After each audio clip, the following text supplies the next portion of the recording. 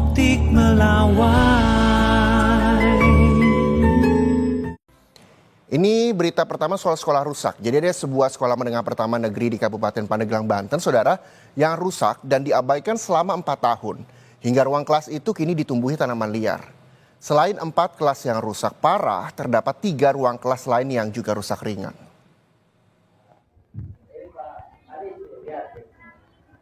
Kondisi salah satu ruang kelas SMP Negeri 2 Cimanuk yang ada di Kabupaten Pandeglang, Banten, rusak parah hingga membuat sekolah mengabaikan kelas tersebut selama 4 tahun. Ruang kelas yang makin terabaikan ini kini ditumbuhi tanaman liar. Kondisi ruang kelas yang rusak berat ini berjumlah 4 ruangan. Di masing-masing ruangan kondisinya hampir sama dengan atap plafon yang rusak, genteng yang sudah berjatuhan, serta kayu penyangga yang rapuh dan berpotensi bangunan ambruk sewaktu-waktu. Selain 4 ruang kelas yang rusak berat, di dalam bangunan sekolah yang berdiri sejak tahun 2003 ini juga terdapat 3 ruang kelas lain yang rusak ringan. Atap plafon ruang kelas tampak bolong, namun ruang kelas ini masih digunakan untuk proses belajar mengajar.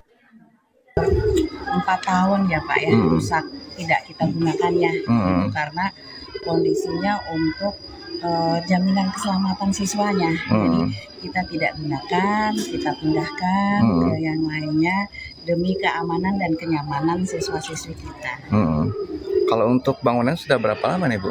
Kalau bangunan ini dari 2003, berarti sekitar 22 tahun Mas. 22 tahun ya. Kondisi seperti ini membuat SMP Negeri 2 Cimanuk kekurangan kelas untuk menampung siswa yang ingin belajar di sekolah ini. Pemerintah Kabupaten Pandeglang pun kemudian mendatangi sekolah dan mengecek langsung kondisi ruang kelas yang rusak.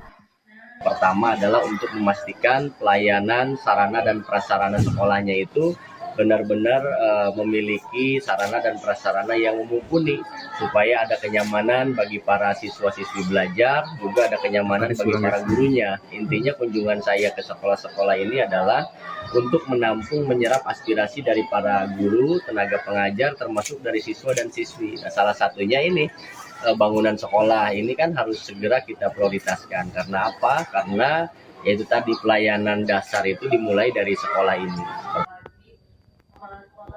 Pemkab Pandeglang berjanji akan memprioritaskan proses perbaikan sekolah yang rusak berat di tahun ini dengan berkoordinasi dengan dinas terkait. Yuda Dwi Taruna, Kompas TV, Pandeglang, Banten.